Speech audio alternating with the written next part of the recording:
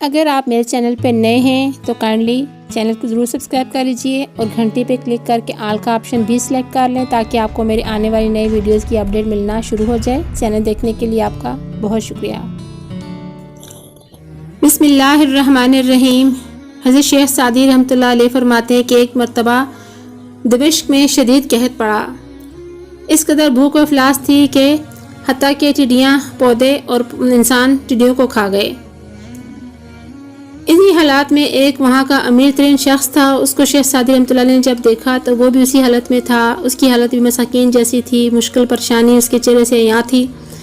تو شیخ سعدی رحمۃ اللہ علیہ نے اس سے دریافت کیا کہ اے امیر شخص، تجھ پہ بھی اس قحط کا اثر ہوا، اس مصیبت کا اثر ہوا؟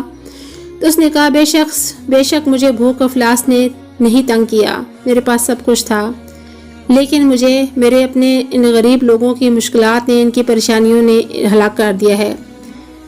جو حساس شخص ہوتا ہے وہ کب کسی دوسرے کی دکھ تکلیف سے دور رہ سکتا ہے؟ تو شیخ سعدی رحمۃ اللہ علیہ نے فرمایا کہ وجہ بیان یہ ہے کہ جو بھی اگر اس طرح سے مالدار لوگ اپنے ساتھ اپنے آس پڑوس لوگوں کے غربت کا، ان کی مسائل کا، ان کی مشکلات کا احساس کرنے لگیں، ان کے دکھ درد بانٹنے لگیں، تو اس معاشرے میں کوئی تنگی نہ رہے، کوئی دکھ نہ رہے، کوئی تکلیف نہ رہے، ہر ایک آسودہ حال رہ سکتا ہے۔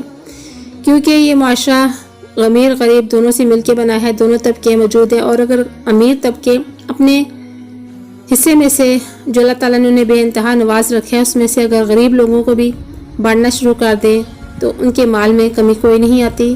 اللہ تعالیٰ ان کو اور مزید برکتیں نوازتے ہیں، ان کی مشکلات پریشانیاں دور کرتے ہیں۔ تو ہو سکے اپنے آس پاس لوگوں کو دیکھیں، ان کے دکھ تکلیف جہاں تک ہو سکے، ممکن ہو سکے بانٹنے کی کوشش کریں۔ میری کوشش ہوتی ہے کہ آپ کو کوئی اچھا میسج دے سکوں، میسج اچھا لگے تو دوسروں تک ضرور پہنچائیں، ویڈیو لائک کر کے شیئر کر کے۔ چینل دیکھنے کے لیے آپ کا بہت شکریہ، خوش رہیں۔